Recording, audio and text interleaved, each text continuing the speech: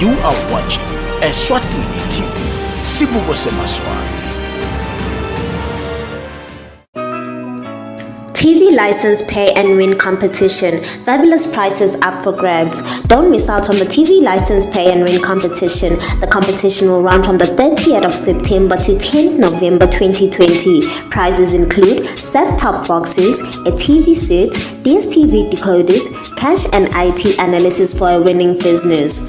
To enter the competition by the Times of Eswatini, cut out the filled in strip and drop it off at any of the Times offices or upload cut out to https://tvlcom.jelele.com. The competition is open to individuals 18 years and older and businesses too.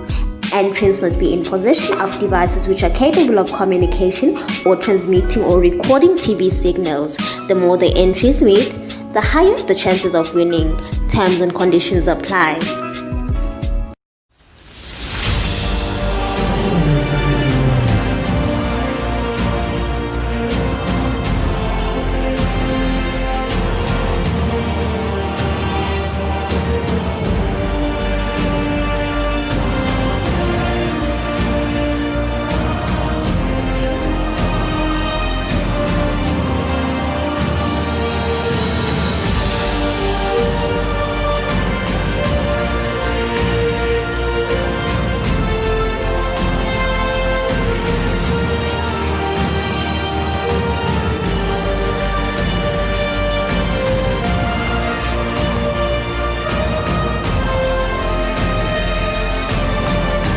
You are watching Eswatini TV.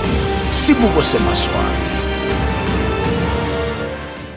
A very good afternoon on this beautiful Wednesday, and welcome to your favorite teleeducation program, Home Study. My name is Lerato Mabilisa, and also joining me in the studio is my colleague Nogwazi and the sign language interpreter Nompumelelo Hadebe. A very good afternoon today, Nogwazi. How are you?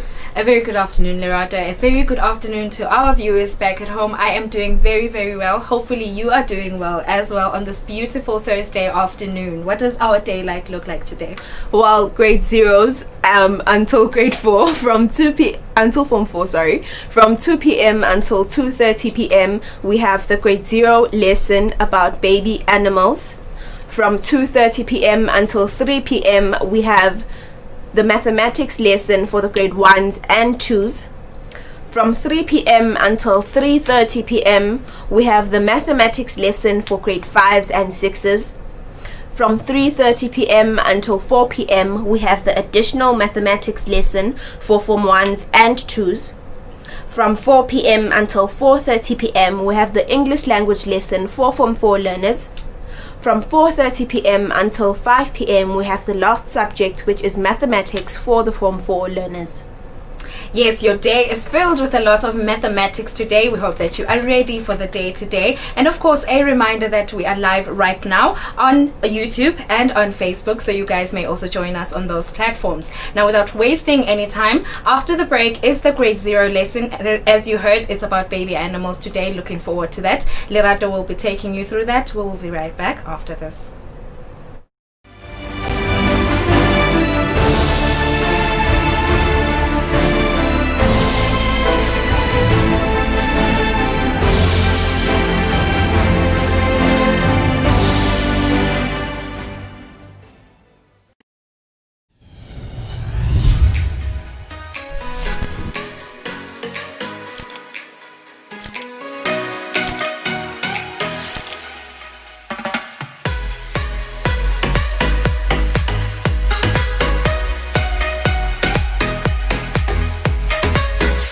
Watch the brightest talent search in the land on Eswatini TV every Sunday at 5 p.m. The Spotlight. Put me on.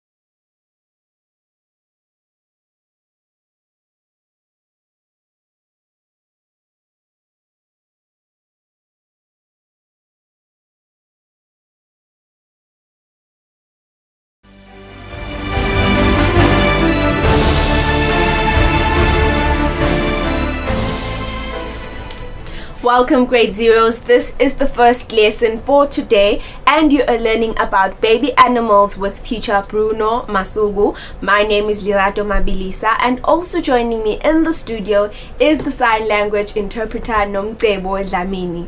A very good afternoon, Mr. Bruno. How are you today? I'm fine and good afternoon to you too. I'm alright. So today's topic is about baby animals. Yes, of course. What would you expect the grade zeros to have learned by the end of this lesson? Well, after the lesson, I want the grade zero learners to be able to state the names of the different baby animals, the letter of the week, and they should be able to state the number of the week. Okay, without wasting any time, please begin your lesson. Thank you. Hello, viewers at home. My name is Bruno Masugu. Do you still remember teacher Bruno Masugu?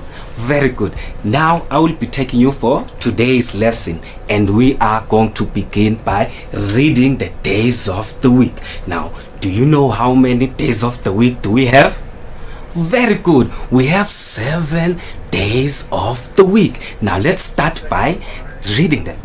Sunday, Monday, Tuesday, Wednesday, Thursday, Friday and Saturday. Very good. Now, what day was it yesterday, by the way?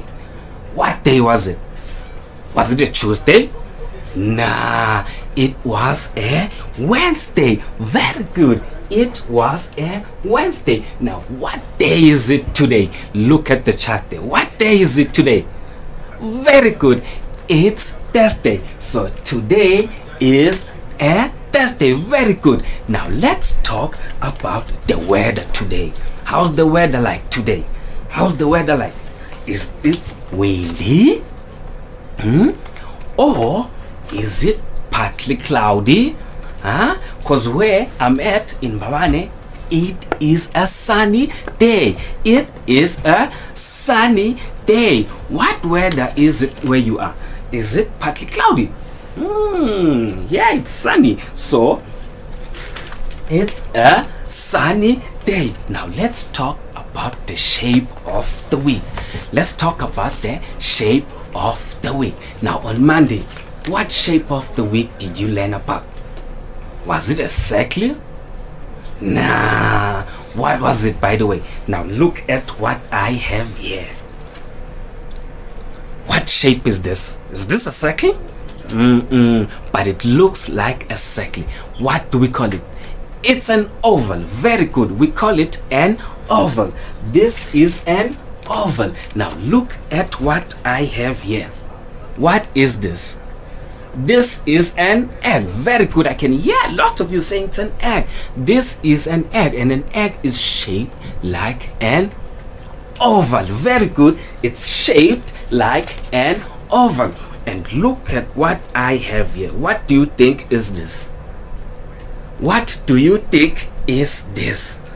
What do you think is very good? It's a mirror. It's a mirror. Now let us look at our color of the week.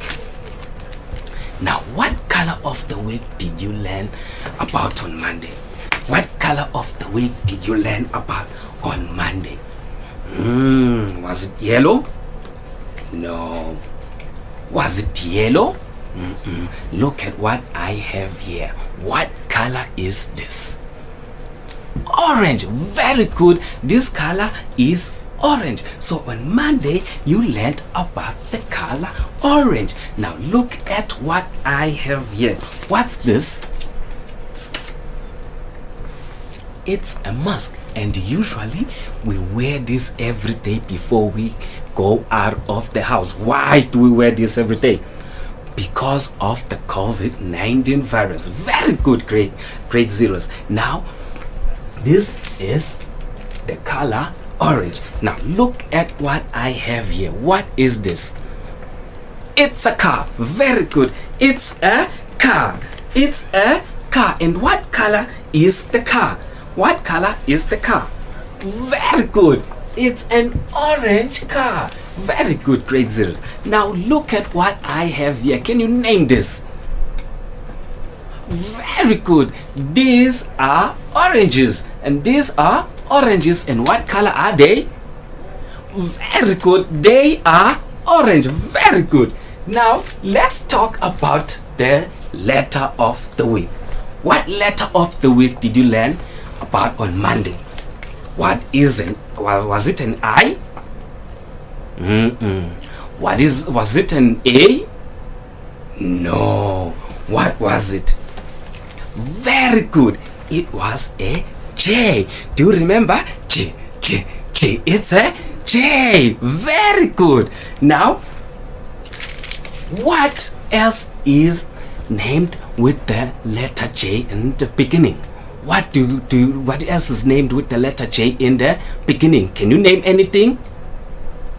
Very good. I can hear a lot of you saying jam. Very good. Look at what I have here. What is this? Ooh, very, very scary. Ooh, what is this? It's a jaguar. Now I heard a lot of you shouting a leopard. It's not a leopard. It is a jaguar. Why do I say it's a jaguar?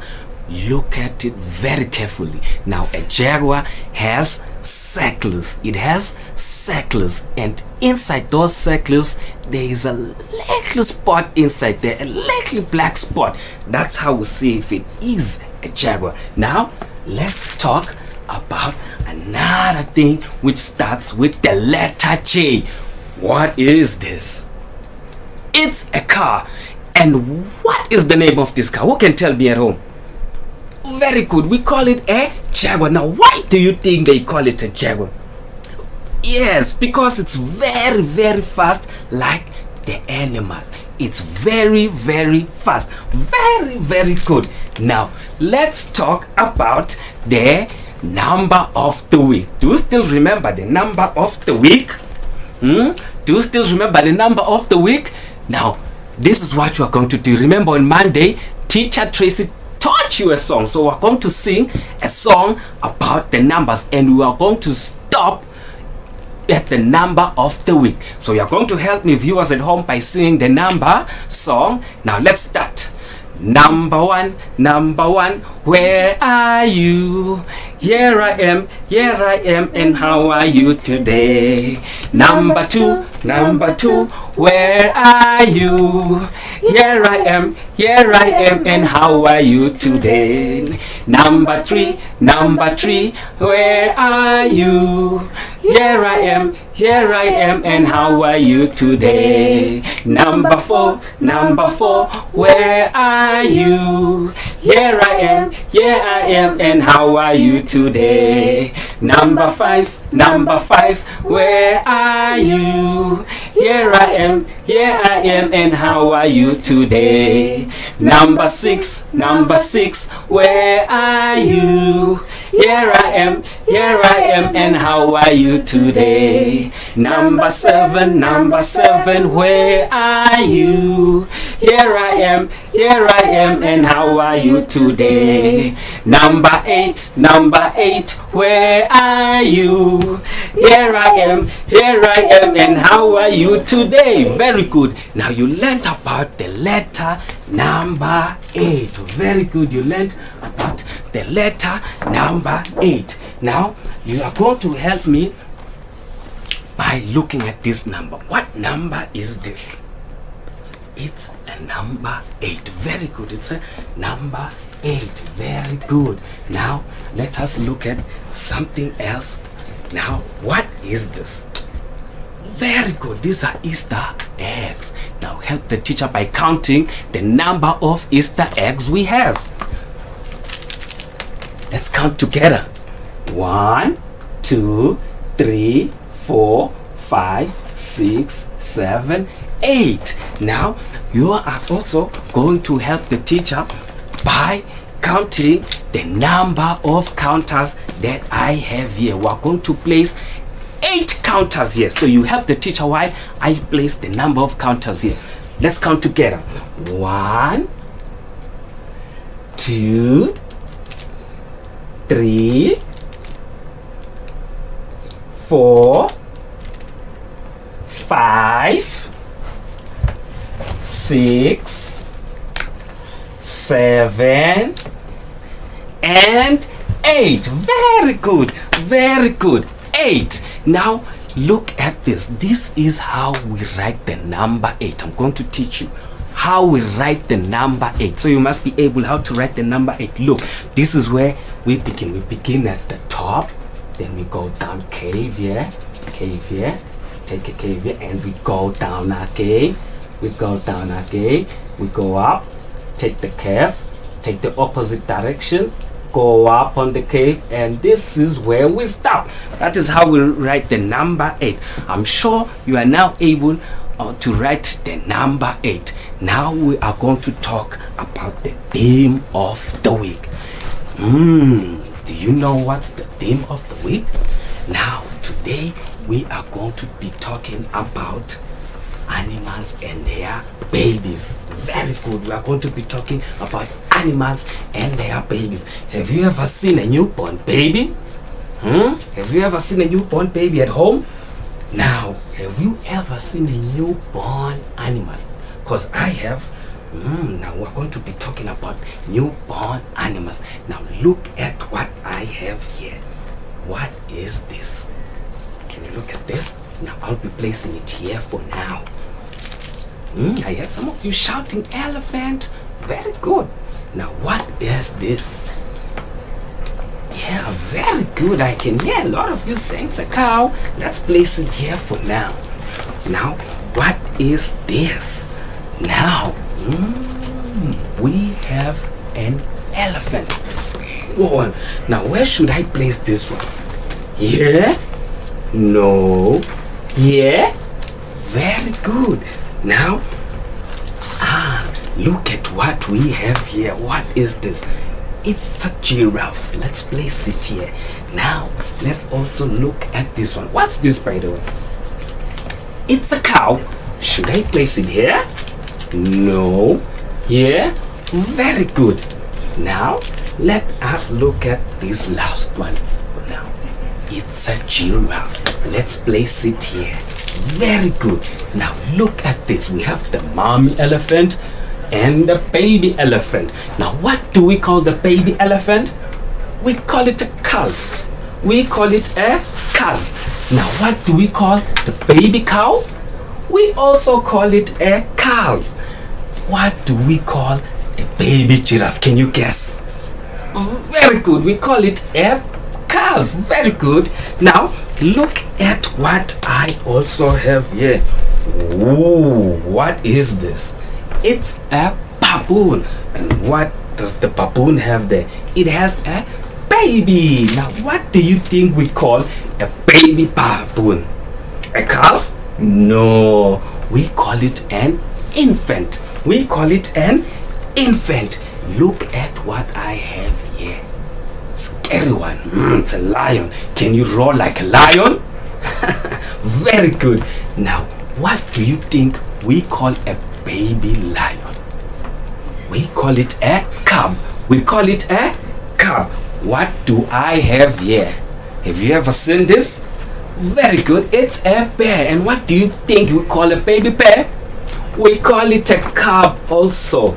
Lastly, let us look at this one. What do I have here? It's a goat. Now what do you think we call a baby goat? We call it a kid. Very good. We call it a kid. I know you're familiar with that word. We call it a kid. Very good. Now let's talk about these last animals I have here. Now what do I have here?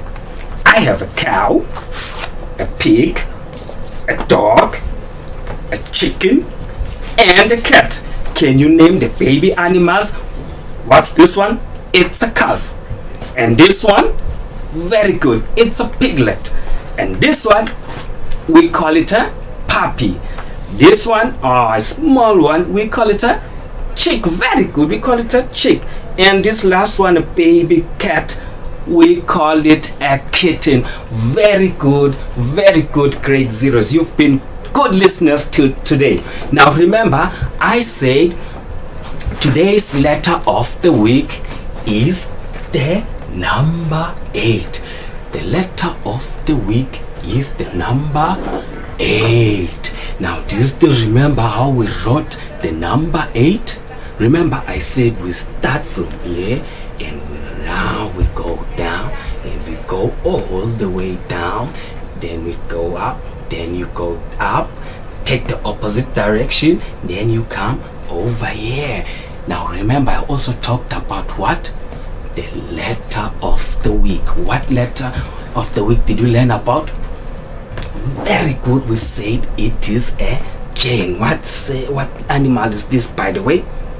Ooh, and it's very, very scary. What animal is it? It's a jaguar. Very good. Now let us look at the baby animals. Let us look at the baby animals. What do I have here? It's an elephant. It's a mommy elephant. And what did I say we call the baby elephant? A calf. And the baby cow, what did I say it is? It's a calf. A baby giraffe, what did I say it is? It is also called a calf. And let us look at this one. What did I say this one is? It's a kid. This one is a kid. We said a baby goat is called a kid. Let us look at this one.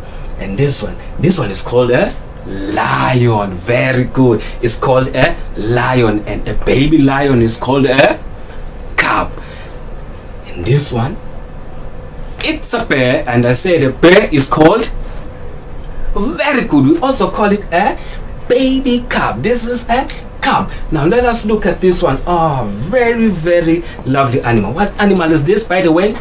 Very good. It's a baboon. And I said a baby baboon is called a, very, very, very good, we call it a infant. Very good, we call it an infant. Do you still remember the shape of the week? We still remember the shape of the week? Very good, we said it is an oval. It is an oval. Very good. Now you've been good listeners, grade zeros. You have been good to me. You have been listening very well, and I hope to see you soon. Very good, and thank you for listening. Until I see you again, bye. Thank you very much for joining us today. This was a very interesting grade 0 lesson. I'm hoping when you come again next time, you're going to give us another interesting and informative lesson as this one. Thank you for having me today, Lerato. Thank you. Okay. Now, if you are in grade 1 and grade 2, please get closer to your screen because your mathematics teacher, Teacher Welile Dlamini, will be back to present to you, to teach you, your mathematics lesson. We will be back after this infomercial.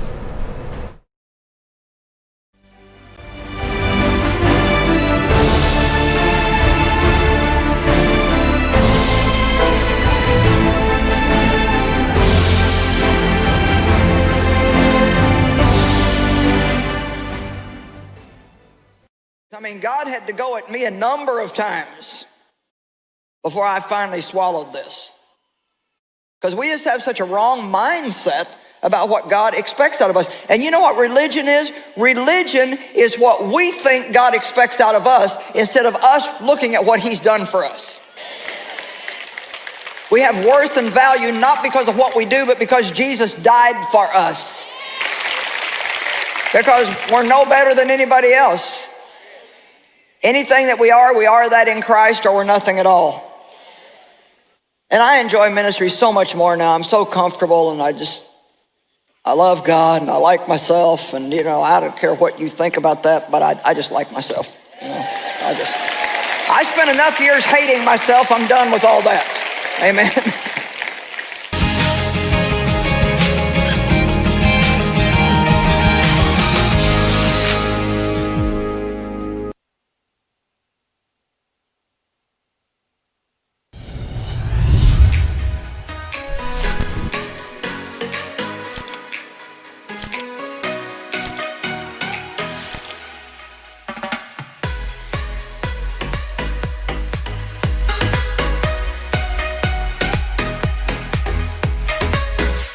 Watch the brightest talent search in the land on Eswatini TV every Sunday at 5 p.m. The Spotlight. Put me on.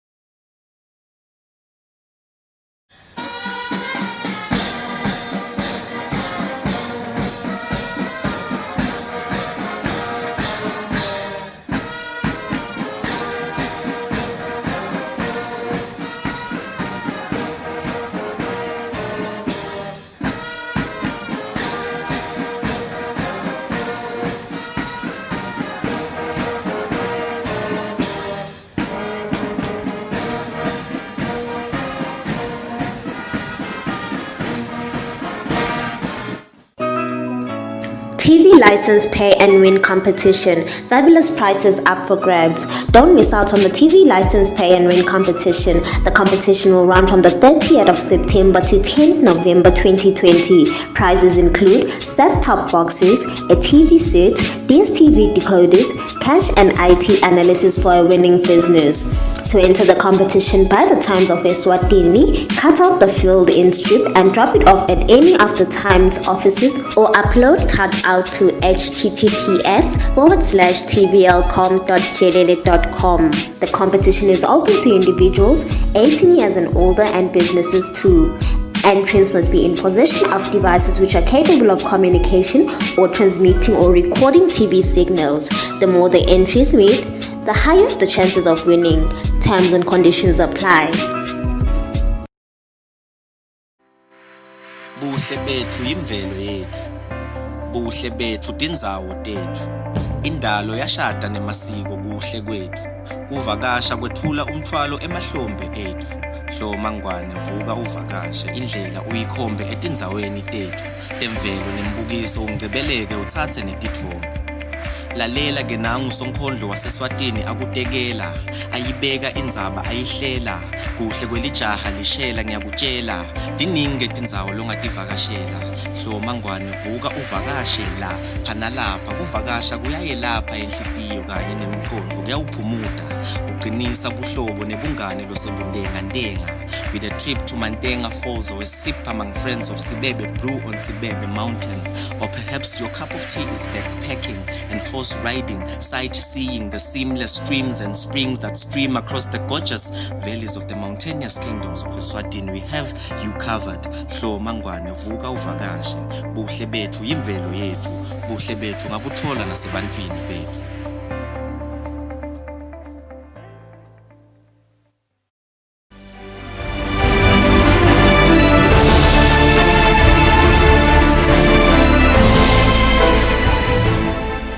Welcome grade 1s and 2s. This is the second lesson for today and you are learning mathematics with teacher Welile Dlamini. My name is Lirato Mabilisa and also joining me in the studio is the sign language interpreter Nompumelelo Hatebe.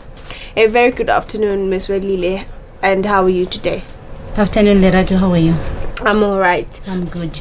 Okay, so Yes. Today's topic is ordering and comparing numbers. Yes, it is the topic that we're going to be looking at with the under the strand numbers and the substrand place value and ordering.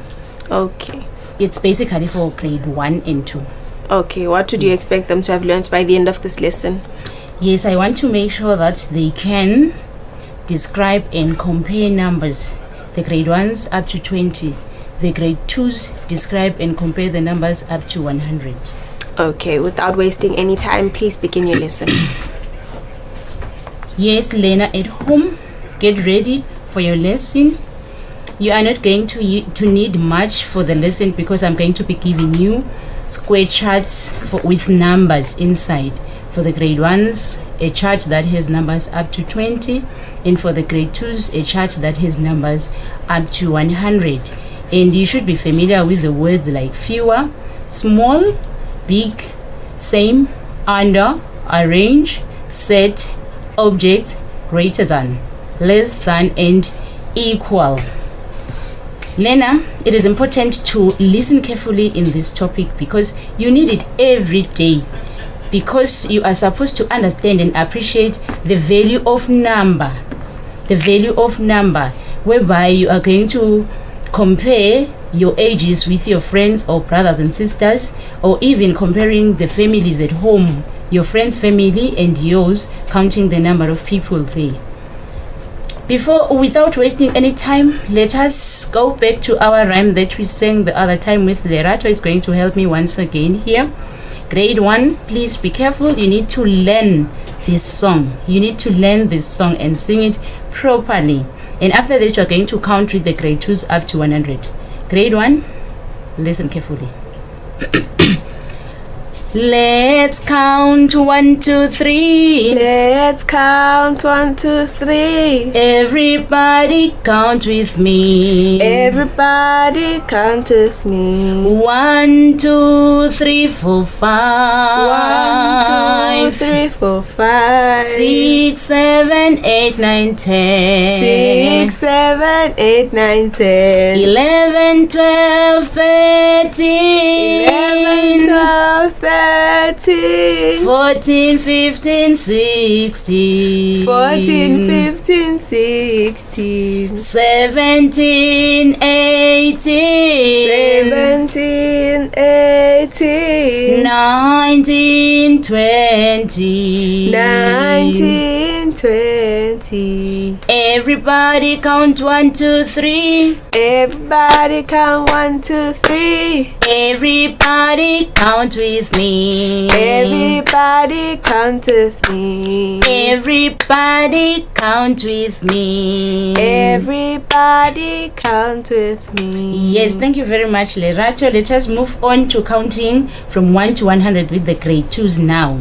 Grade 1, you will join me up to 20. Then from 21, we move on with the grade 2s. We count 1, 2, 3, 4, 5, 6, 7, 8, 9, 10, 11, 12, 13, 14, 15, 16, 17, 18, 19, 20. 21, 22, 23, 24, 25, 26, 27, 28, 29, 30, 31, 32, 33, 34, 35, 36, 37, 38, 39, 40, 41, 42, 43, 44, 45, 46, 47, 48, 49, 50, 51, 52, 53, 54, 55, 56, 57, 58, 59, 60, 61, 62, 63, 64, 65, 66, 67, 68, 69, 70, 71, 72, 73, 74, 75, 76, 77, 78, 79, 80, 81, 82, 83, 84, 85, 86, 87, 88, 89, 90, 91, 92, 93, 94, 95, 96, 97, 98, 99, 100.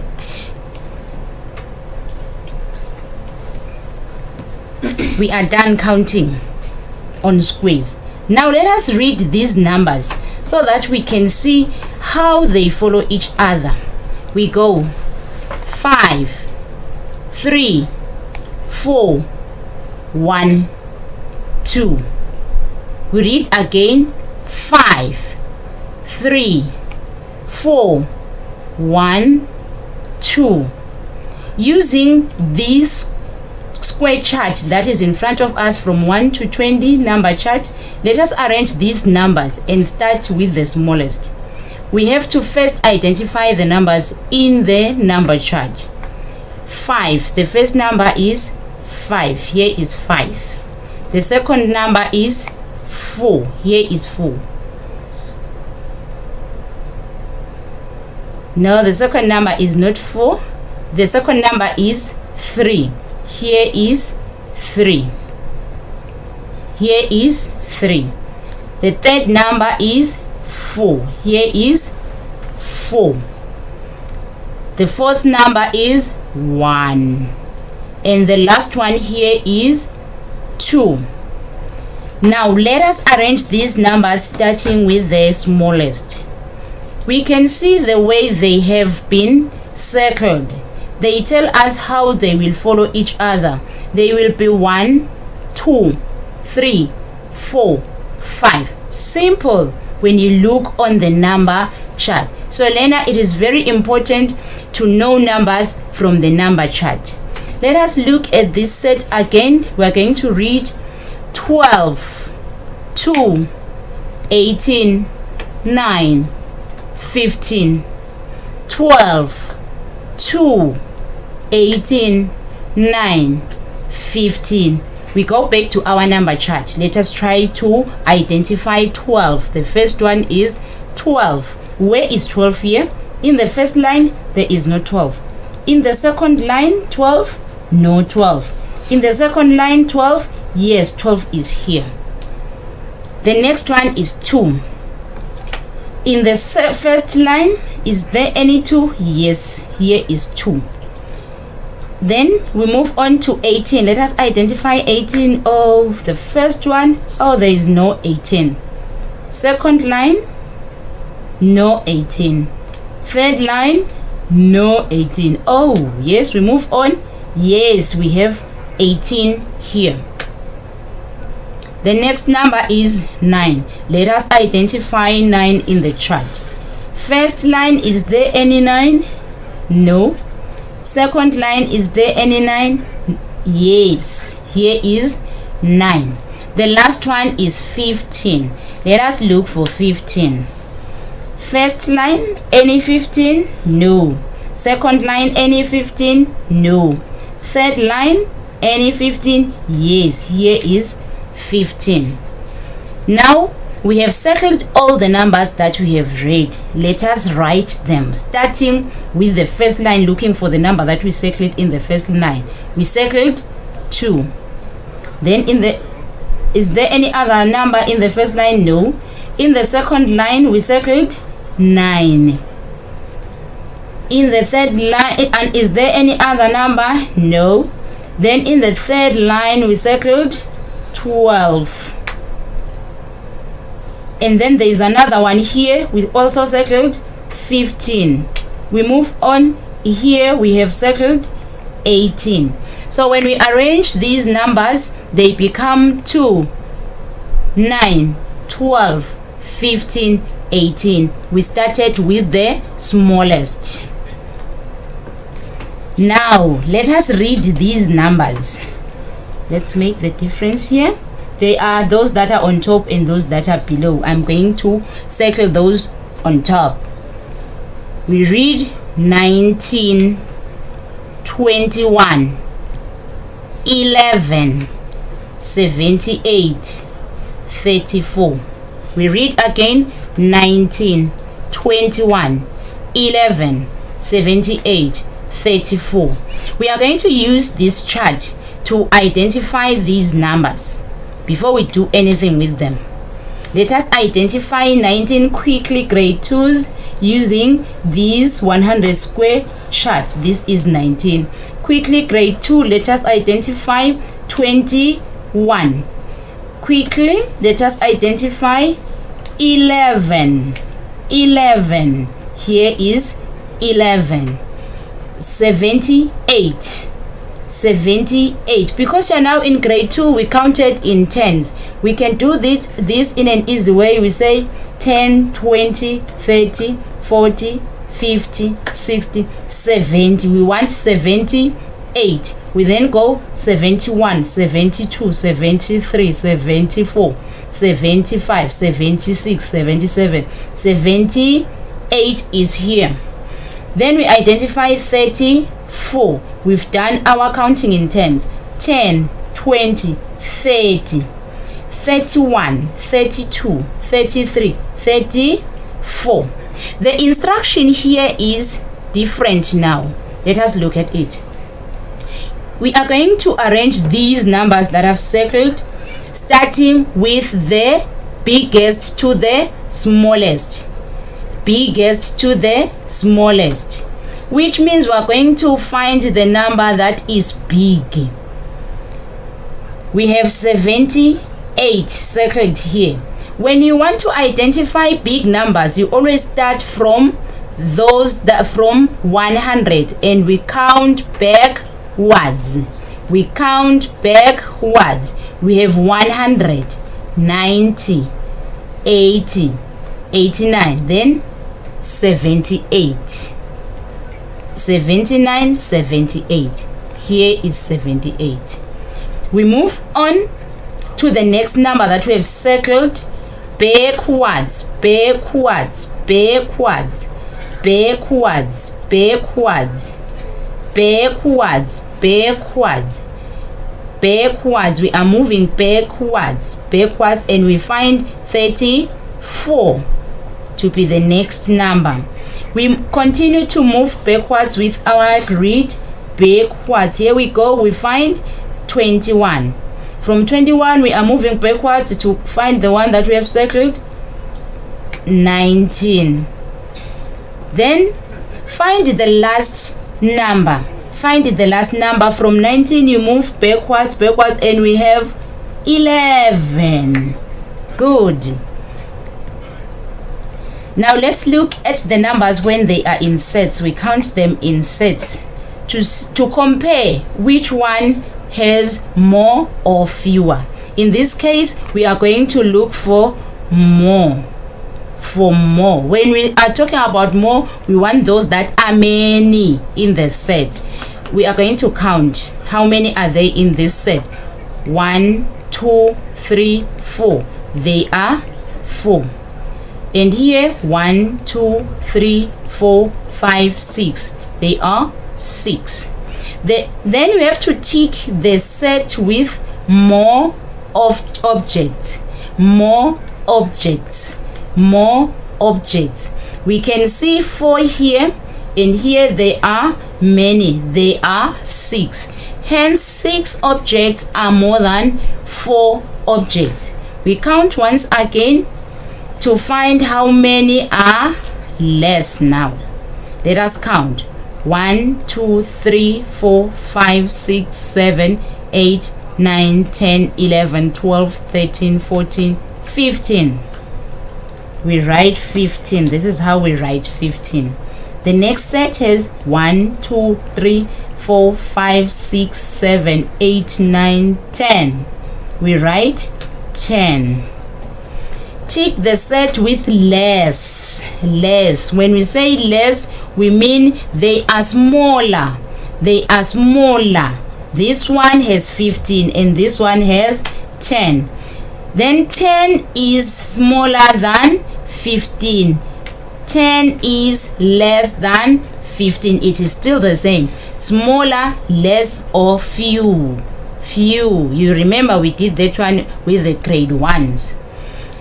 Looking at this one, I will count one set and then explain to you that these sets have, as you can see, they have lots and lots inside. Let me tell you how many they are by just confirming. We go 1, 2, 3, 4, 5, 6, 7, 8, 9, 10, 11, 12, 13, 14, 15, 16, 17, 18, 19, 20. 21, 22, 23, 24, 25, 26, 27, 28, 29, 30, 31, 32, 33, 34, 35. They are 35. And here we count these again. 1, 2, 3, 4, 5, 6, 7, 8, 9, 10, 11, 12, 13, 14, 15, 16, 17, 18, 19, 20, 21, 22, 23, 24, 25, 26, 27, 28, 29, 30, 31, 32, 33, 34, 35. Oh, there are also 35. There is 35. There are 35 here, and there are also 35 here, which means the 35 is the same as 35. They both sets. This set has the same number of moons inside with the other set. Now we then say these have the same number of objects. Same. They are the same. This activity is going to tell us what the words we're using mean. We are going to learn greater than, less than, equal to, Again, greater than, less than, equal to. When we say something is greater than, we mean it has more object. More objects are said to be greater than. Then less than. Fewer objects are said to be less than. We are together, Lena?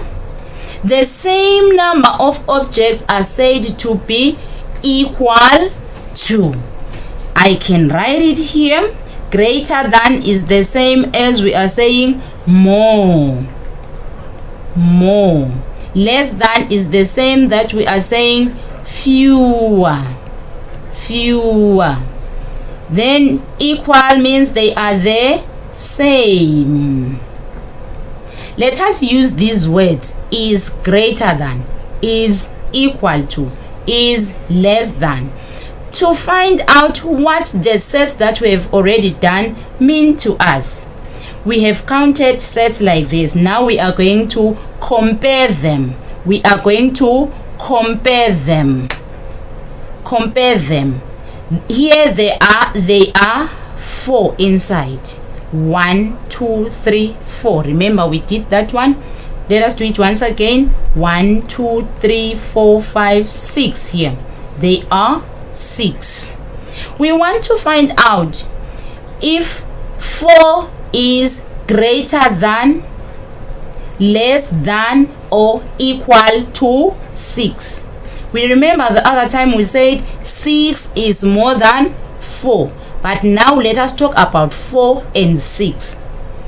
4 is less than 6. We are together. 4 is less than 6. The number of objects in the first set are less than the number of objects in the other set. We continue. We are still going to use greater than. Greater than. Less than. Less than. Or equal to. I want you to always remember these words. Let us count once again. 1, 2, 3, 4, 5, 6, 7, 8, 9, 10, 11, 12, 13, 14, 15. They are 15. Then the other set has how many? Let us count. 1, 2, 3, 4, 5, 6, 7, 8, 9, 10. We did that one. Yes, they are 10. Which word can we use? Greater than, less than, or equal to when we look at 15 and 10? 15 is greater than.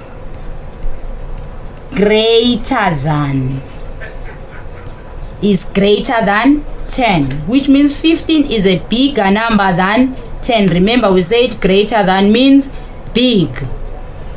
There we are. We are not going to move on counting once again. We counted the other time. We said, remember, tell me, they are 35. And here, how many are they? They are 35.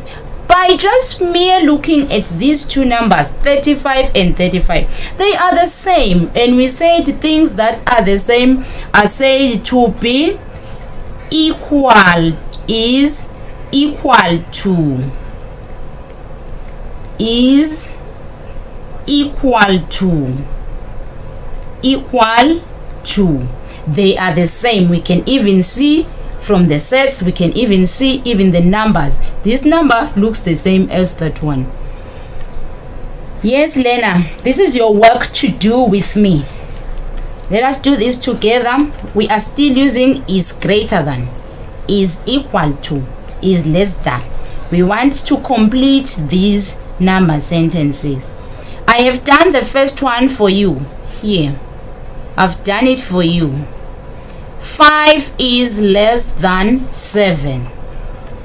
Why do we say 5 is less than 7? Let us identify 5 here. Here is 5. And identify 7. Here is 7.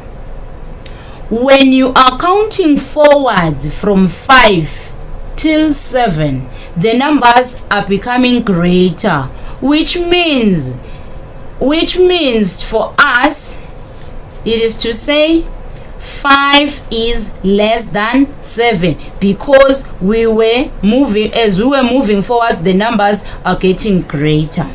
Let us find 14 and 41. 14 and 41.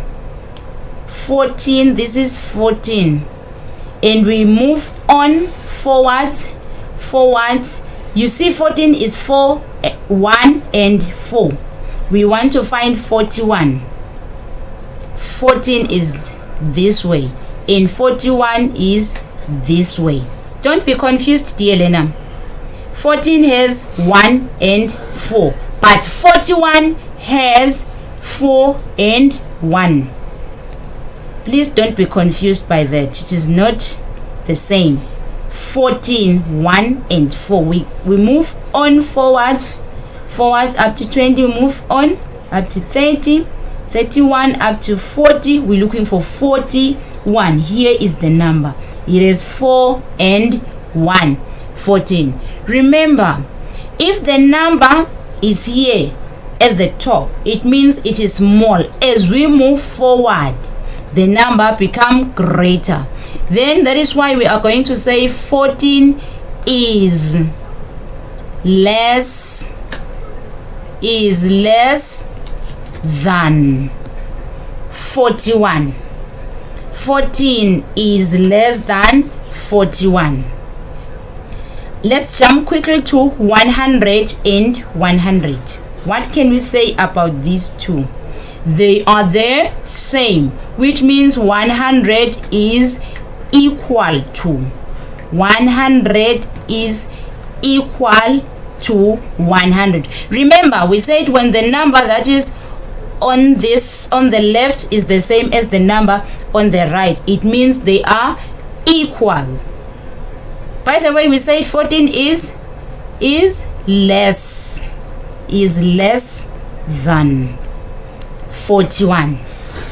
Let us look at this 99-66. 99-66. The words that we're supposed to complete with greater than is equal to or less than.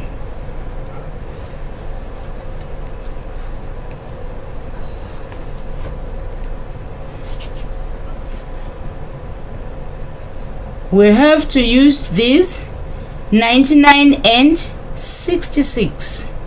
99 and 66. Remember, we said when we want to find the number quickly, we have to count in tens, grade 2s. 10, 20, 30, 40, 50, 60, 70, 80, 90, 100. No, then we move backwards to find 99. Simple. 99. Then we have to find 66. 10, 20, 30, 40, 50, 60, 61, 62, 63, 64, 65, 66. Here is 66. We are moving from 99 backwards to 66. Hence 99 is greater than 66. This is 99. This is how we write 99. 9. Then 6 this way.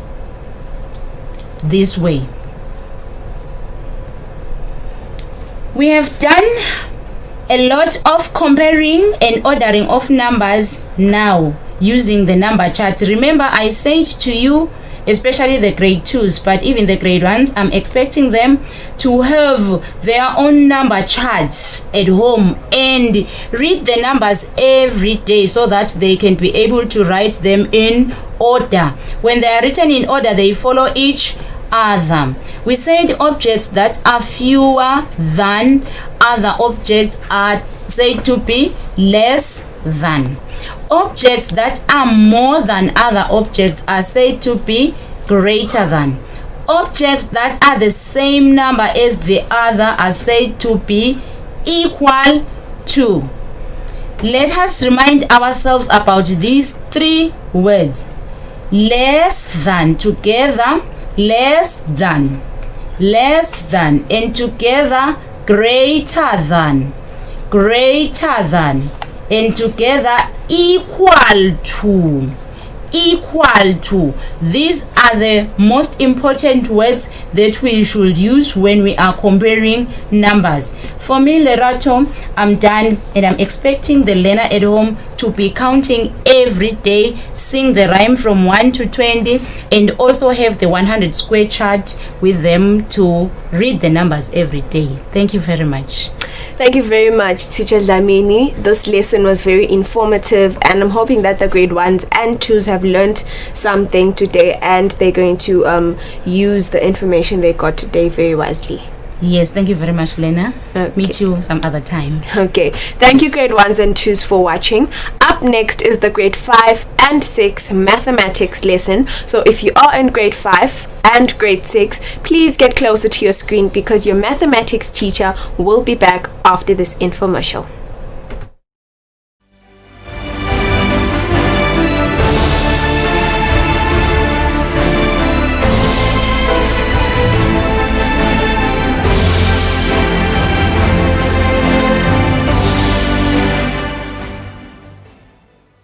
I mean, God had to go at me a number of times before I finally swallowed this.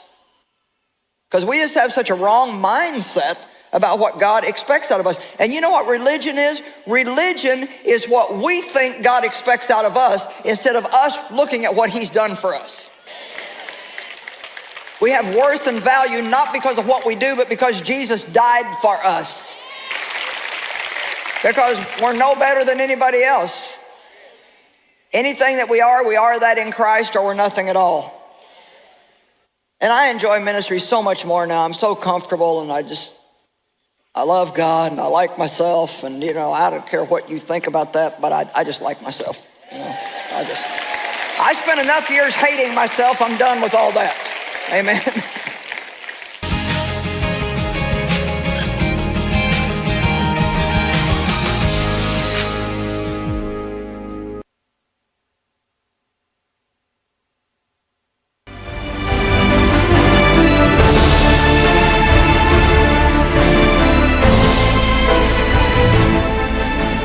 Welcome grade 5s and 6s. This is the third lesson for today, and you are learning mathematics with teacher Sibusiso Mbuli. The topic for today is reflection and symmetry. My name is Lirato Mabilisa, and also joining me in the studio is the sign language interpreter Nomcebo Dlamini. A very good afternoon, Mr. Mbuli. How are you today? Afternoon. I'm very fine. Oh, okay. Yes. So today's topic is reflection and symmetry. Oh, reflection Yes. and symmetry. Exactly. What would you expect the grade 5s to have and 6s to have learned? I'm expecting the grade 6 to know how to reflect objects along one line, and also they must be able to find lines of symmetry in some figures or shapes. Okay, without wasting any time, please may you begin your lesson. Thank you. Very good afternoon, learners at home. I am Sibusiso Mbuli, as Lerato has mentioned, and I'm teaching mathematics under the topic symmetry and reflection, in which we are saying symmetry is in Unit 2, Lesson 13, pages 48 to 49, and reflection is Unit 3, Lesson 6, page 62, which is lesson 6, page 62. And for any question or you want to comment, feel free to WhatsApp using this number 765397778. 765397778. you can ask yourself, why do we teach this symmetry and this reflection? These reflection are basic art in construction, geometry, and nature of shapes. It creates patterns that help us organize our world conceptually. People use concepts of symmetry, including transformation and tessellation, as part of their careers. Symmetry and reflection are also vital in sewing, photography, and salons. This concept creates balance in design. There are objectives which are very, very crucial, very, very important as this lesson progresses. Learners must be able to draw lines of symmetry of a square and draw a line of symmetry of an equilateral triangle. I hope you remember an equilateral triangle, learner at home. Also, they must reflect a whole object in one direction. Another one is to find the line of reflection when given the object and the image. Those are the objectives for the day. This lesson is not coming here for the first time. You are not listening this for you are not learning this for the first time. But it's something that we covered in grade 5, grade 4s, maybe even in grade 3s. Like folding objects to find the lines of symmetry. Folding objects to find lines of symmetry, and also identifying symmetrical shapes. Those are the concepts we covered before. Then also drawing lines of symmetry on symmetrical shapes. Another concept that was covered some time back is reflecting figures in a mirror that is attached to the given object or given figure. Those are the concepts that we learned some time back. Dear learner at home, make sure as we learn this lesson, you have to have some materials next to you. Mathematical exercise book, a pen, a pencil, a ruler, a mirror. I want to highlight this one. A rectangular sheet of paper, an equilateral triangle paper cut out, and also a square paper cut out, as well as this tracing paper. They are very, very important in this lesson. Then now, there are keys, there are key words, there are important words that you must understand as this lesson progresses. The first one is symmetry. You can ask yourself, what is symmetry? Symmetry is when two parts match exactly after folding. They match exactly after folding.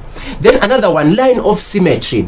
Line of symmetry is a line that cuts a shape exactly into two parts, and the parts must match exactly. Then also reflection.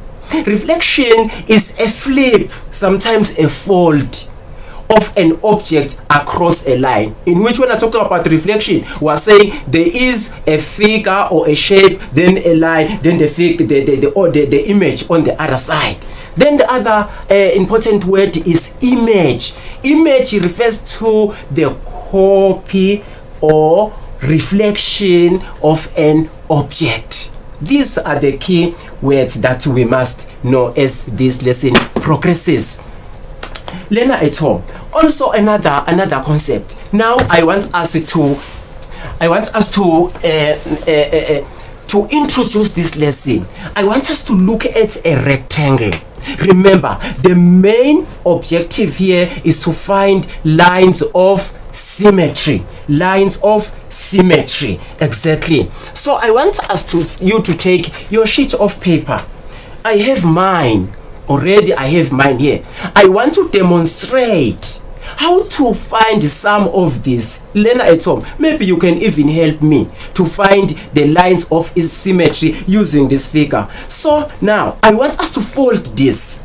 Remember, I said in lines of symmetry, they must match exactly. I want us to fold, as you see here. I fold this up to here, and the corners must match exactly. The corners must match exactly, and I must fold here because the intention, I want a fold line here. I want the line, I fold here. After folding, I open this again.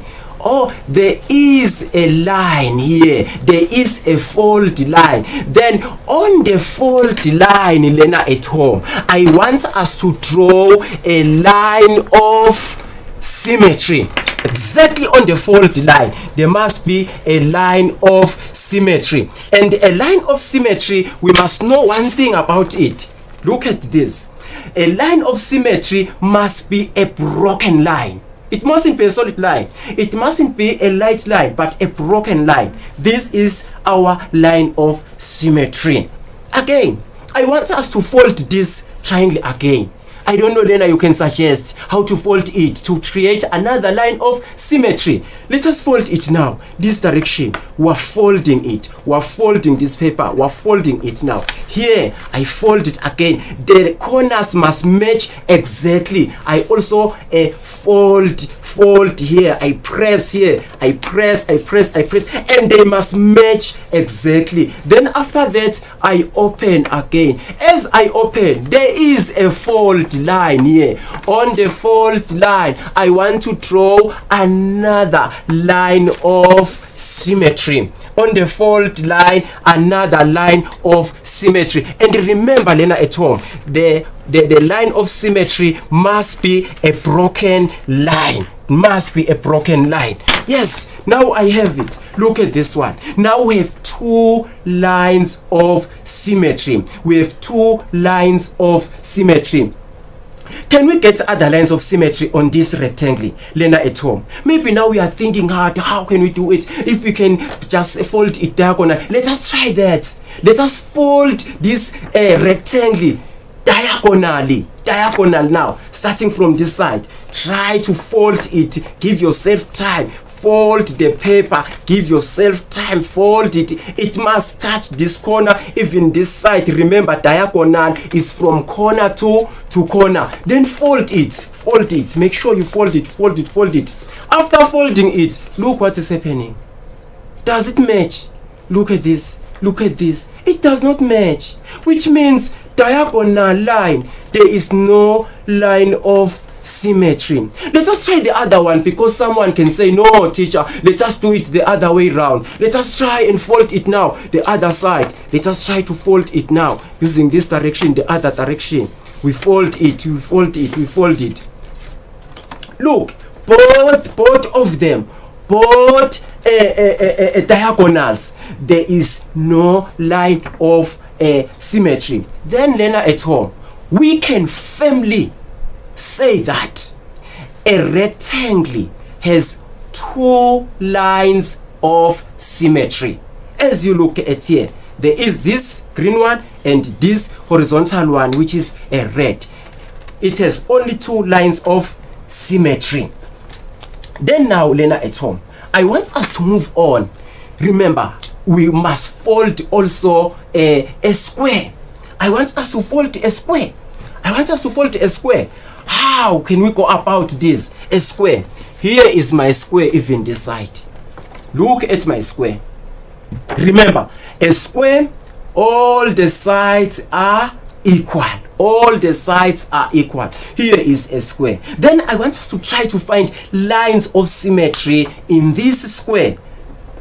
How do we start this? How do we fold it? We draw them by folding. Let us fold first this way, which means this side must just match with this one. Let us try to fold it. I am trying to fold this, and I want this to match exactly. The corners from corner to corner, they must match exactly. Look at mine.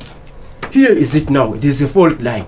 They match exactly. There's no overlapping. They match exactly. Then I fold here. As I open here, there is a fold line. There is a fold line. Then in the fold line, let us draw a line of symmetry. On the fault line, let us draw a line of symmetry. Remember, Lena at home, the line of symmetry must be a broken line. Oh, that's wonderful. Now we have our line of symmetry. Our line of symmetry. Again, how can we fold this? How can we fold this square? How?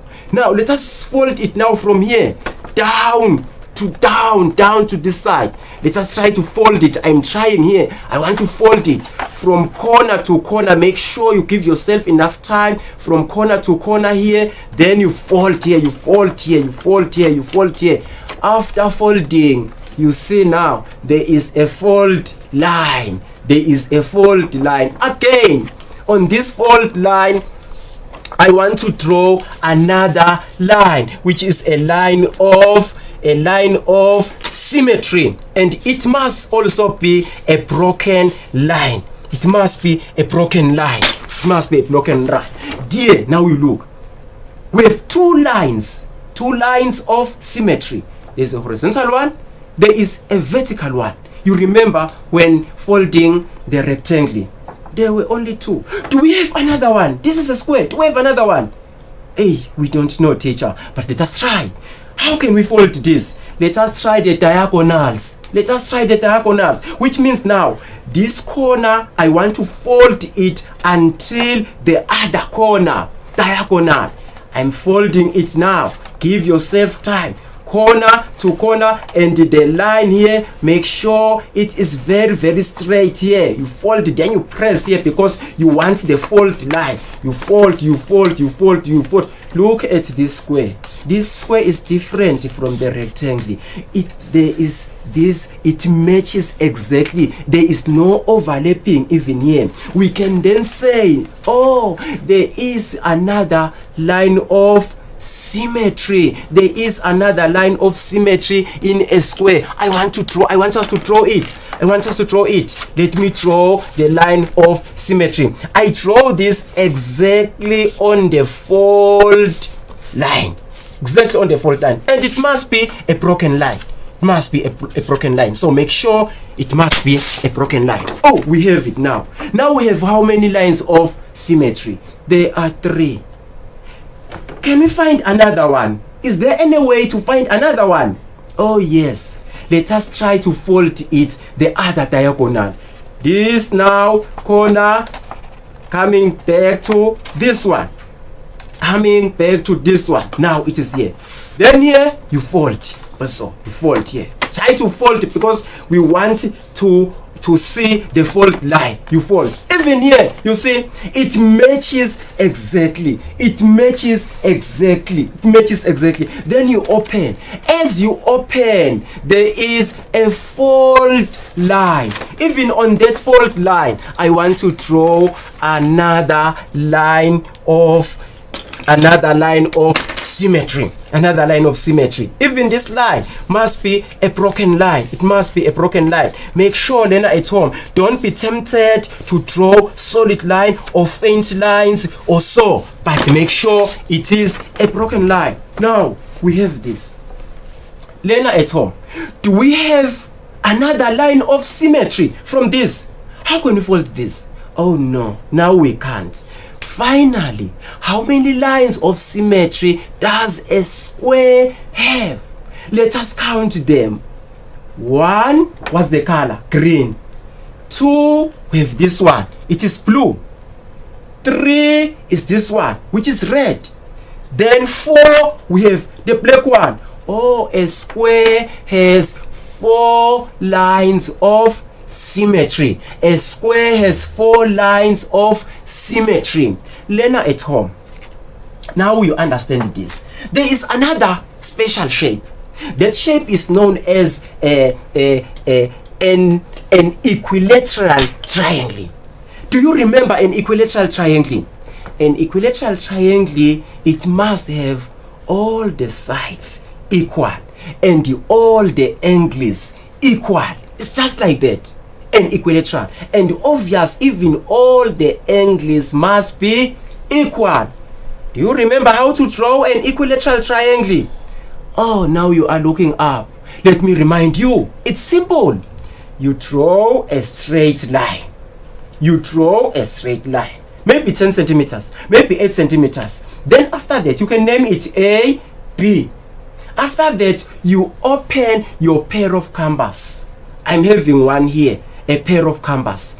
You open a pair of canvas. Make sure it is the same length here, the canvas tip and the pencil tip. You open it. If there is 10 centimeters there, open it 10 centimeters. If you decided to use 8 centimeters, open it 8 centimeters. After that, the canvas tip, the sharp point, put it on A, on the side, this side. Then make an arc above line AB. Then also put it on the other side, this B. Then also make another arc still above line AB. The arcs will cross each other. Where they cross, mark a point and name it C. After that, join the points from A to C. Then from C back to B. Now you have an equilateral triangle. An equilateral triangle. I have one here. This is an equilateral triangle. As I mentioned, all the sides are equal. All the sides and the angles are equal. Sides and angles are equal. Here is it. Now I want us to find the lines of symmetry. How can we fold this to find the lines of symmetry? Still we can do something. This is an equilateral triangle. Let us fold it from this corner, or let me put from this corner to this corner first. Then I am folding it from this corner to this corner here. Then here it must cut exactly in the middle in this one. Try and give yourself enough time. Try to fold it and fold it, fold it, fold it, fold it, fold. Oh, that's wonderful. Look, now it matches exactly. Even this side, it matches exactly. So now if you open here, as you open, there is a fold line. On the fold line, I want us to draw a line of symmetry. Even the line of symmetry, Lena at home, remember, it must be a broken line. Always, I want you to master this, Lena at home, that it must always be a broken line. Oh, that's good. Now I have one line of symmetry. Now, how can we fold it again? How can we find another one? Do we have others? Or it is only this one? Hey, now let us try another one. Now let us take this corner and fold it until it matches with the other corner here. Let us try to fold these corners. I want to try to fold this. To fold it, they must match. You give yourself time. And here, they must match. Even this, it must cut exactly in the middle here. Exactly in the middle. You fold, you fold, you fold here, you fold, you fold. After folding, oh, that's wonderful. Even this side. They match exactly. There is no overlapping. There is no overlapping. Then you open to see the fold line. As you open, there is a fold line. On the fold line, draw another line of symmetry. Draw another line of symmetry. Let me draw the line of symmetry. Definitely, the lines of symmetry will cross each other. They will cross each other. Draw the line of symmetry. I have now this. This is another line of symmetry. Then, do we have only this? Lena at home. Let us think hard. Think out of the box. How can we get another one? Let us try now. Let us take now this corner to this corner. Like this. Taking this to this corner. Fold it here. Up to here. Then even here it must cut exactly this corner. You fold, you fold, you fold, you fold. You fold it. Fold it. After folding it, you open. There is a fold line. On the fold line, draw another line of reflection. Draw another line of reflection. And also, it must be a broken line. It must be a broken line. So never be tempted, Lena at home. Now we have these lines of symmetry. Do we have another one here? Oh no, we don't have other lines of symmetry, which means now we can firmly say an equilateral triangle has 3 lines of symmetry.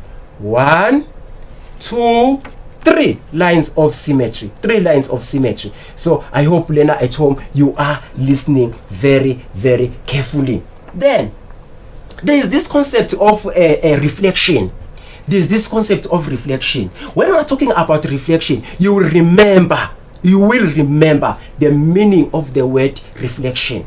We said reflection is a flip, sometimes a fold, of an object across a line, in which we are saying in reflection there is an object, there is a line of reflection, now not a line of symmetry. I hope you are getting me clear there.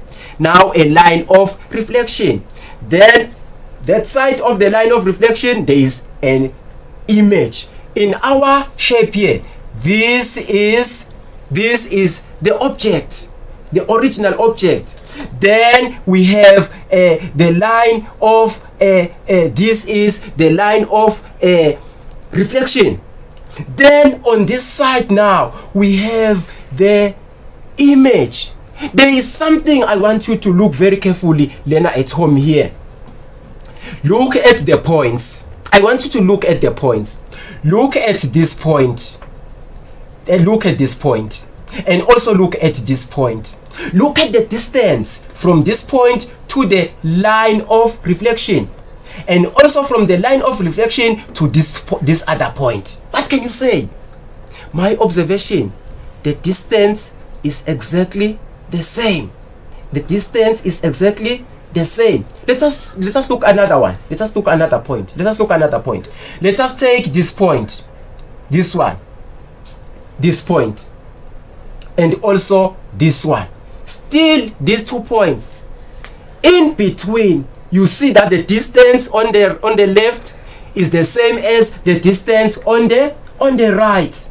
Then we can say in reflection, the distance from the object to the line of reflection and the distance from the line of reflection to the image, the distances are always the same.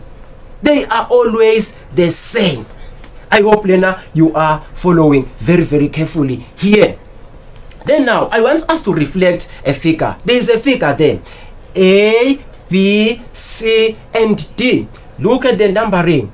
A, it is anti-clockwise, moving this direction. The order is very, very important in mathematics. The order is very important. A, B, C, and D. That's that figure. Now they're saying reflect this figure. If we reflect this figure, there is also a line of reflection, a broken line. Now, in reflection, we are saying you reflect 1 point at a time. 1 point at a time. I want us to reflect A. Just A. Here is A. Let us look at the distance from A to the line of reflection. How many squares? 1, 2, 3, 4, 5, 6. We have 6 squares. Then even on the other side, we must have 6. Let us count. Let us have the 6. Still even here. 1, 2, 3, 4, 5, 6. Then here is our B. Our B must be, our A. I'm sorry, Lena, at home. This must be our A. Our A. Our A. Then from our A, then, let us look at another point. B. From B, there is 1, 2. Then even on the other side, we must have 1, 2 squares. Then our B will be here. Our B will be here. And we cannot write B this side and write B this side. Same thing with A in mathematics. You cannot write A this side and write A even on the other side. You must show that this side is the image. So you write B prime. B prime. B prime. Even to C, you can do the same. 1, 2, then 1, 2, you mark a point. Did the same, 1, 2, 3, 4, 5, 6, even this side, 1, 2, 3, 4, 5, 6, you mark a point. You mark a point. Then, if you look at this, your figure will be like this. When a figure is like this, you can see now the object and the image. They are exactly the same and the distances are the same. There are other reflections, like this one. The object is on top, then the image is underneath. There's a line of reflection. Make sure you are able to reflect a figure like this one. Make sure you look at the reflection. Don't depend on one. Then sometimes you can be given 2 figures without the line of reflection. It is possible even in that one. What you do is you identify 2 corresponding points, e.g. D to D prime and maybe B to B prime. You join those 2 points, and as you join those 2 points, you then find the midpoints of the drawn lines. They are in red in my screen. So the midpoints, you join them. Then if you join them, there will be a dotted line there. You will see the line of reflection, and it must also be a dotted line as you see here. You can also use a tracing paper. Please give yourself enough time. Use a tracing paper. You can use a tracing paper is like something like this. This is a tracing paper. You can trace on a tracing paper and fold it. Then you will be able to see the line of reflection. Let me show maybe one example very, very fast. Look at this one. I have 2 drawings here, this one and this one. Then I take my tracing paper. I put it on this figure, on this one, this figure. Then I draw it on top. As I draw it, I will come up with a figure like this one. There is a tracing paper now, such that if I take this drawing now, there is the drawing. Same drawings here, both the object and the image. Then on this one, you then fold it. Fold it such that they match exactly. When I look at it, it must be just one figure. Then I fold it. On the fold line, I put it back to this. Then I mark. Then I draw a line of symmetry. Learner at home, in conclusion, make sure you understand the concept of line of symmetry. And line of symmetry is on a figure, is on the drawing. Then also reflection. When we're talking about reflection, we're talking about an object this side, then an object, and then the image on the other side. Then at home, for more practice, please take your books on pages 48 to 49, write exercises 1 and 2, and in your workbooks, pages 11 to 14. In reflection is page 62. Even there, do exercise 2. And in your workbooks, write in pages 17 to 18. If you have questions, WhatsApp using the number 76539778. Learner at home. Bye-bye. Thank you very much, sir. This lesson was very interesting, and I'm sure that the learners have learned a lot today, and I'm hoping that you also enjoyed your lesson. Exactly. Okay, if you are in Form 1, Form 2 and Form 4, please get closer to your screen, because Nogwazi will be presenting the next subject, additional mathematics, English language and mathematics. We will be back after this infomercial.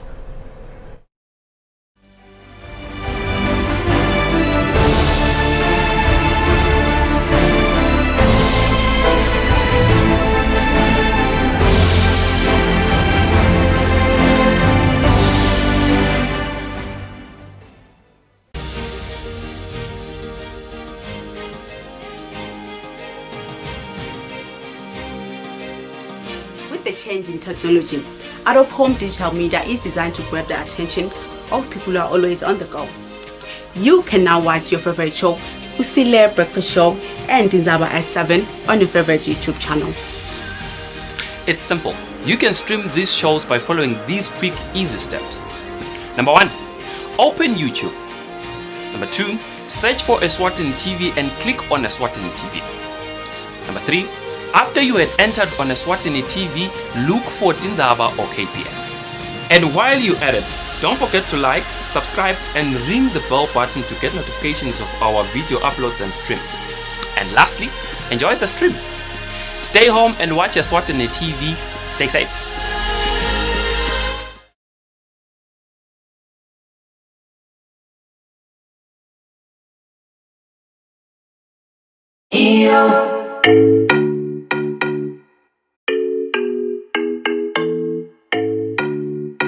Your favorite music show is back. We're bringing you the hottest music videos and live studio interviews with your favorite celebrities. We're giving you a front row seat to the latest fashion trends as well as your weekend gig guide. Join us live on social media and call in to send in your shout-outs. Catch This Weekend Eswatini every Friday at 5:30 p.m. live on Eswatini TV.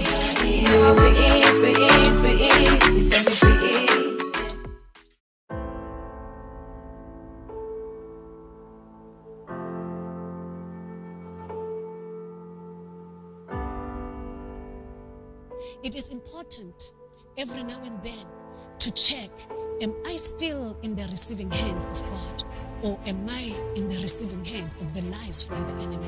Salvation is free because Christ paid for everything, and that's true. But discipleship will cost you everything. Love each other as if your life depends. I mean, God had to go at me a number of times.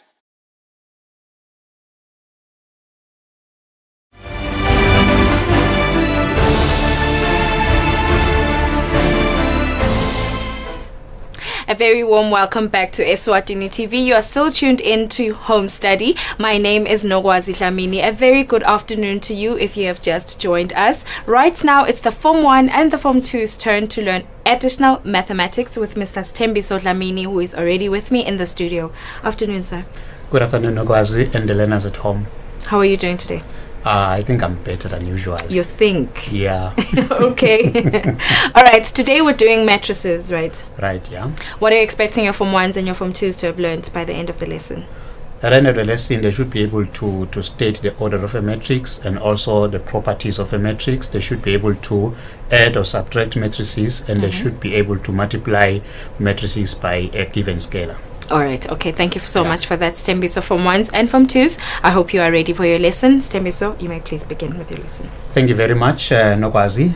Dear learners at home, maybe we should start by looking at why do we learn this topic, matrices. So we know that matrices are used to represent information that is organized so that we can read or analyze it easily. So we use it to organize the information, and also mathematicians, scientists, engineers represent groups of equations as matrices. I'm sure as you go on with your mathematics, you'll be introduced to what we call now equations, which we'll use matrices to solve. So, and then we use that in a systematic way to solve equations, as I've just mentioned. And then the next thing maybe that we want to look at now, we have stated the objectives of the lesson. It is to state the properties of a matrix and also state the order of a matrix and to add and subtract matrices. And lastly, we will be multiplying a matrix by a given scalar. And then now, to introduce the lesson, matrix, when it is singular, in singular form, we say it is a matrix there. And then when it is plural form, that is if there are many, we say now matrices there. As mentioned there. So if it's one, we say matrix, and then when there are many, we say matrices there. So it is a rectangular array of numbers arranged in rows, that is horizontal. You know that a row is horizontal, and then columns, which is vertical there, to represent information. Now we can look at an example here. Suppose we want to show the number of medals 2 countries got in an international athletics competition. One of the countries will take Eswatini and also South Africa. Now we discover that from the information that were given here, Eswatini got 36 gold medals, and then 38 silver medals, and then 36 bronze medals. And then now South Africa, which is country 2 in our case here, got 51 medals, and then gold medals, 21 silver medals, and then 28 bronze medals.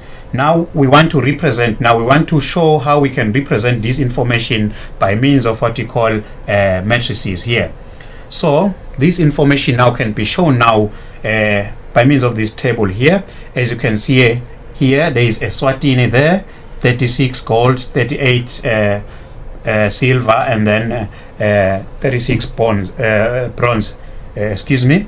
And then now South Africa, we have got 51 as shown there, 51 gold, 21 silver, and then 28 bronze. So this information now, the same information that we had before, is now presented by means of this table.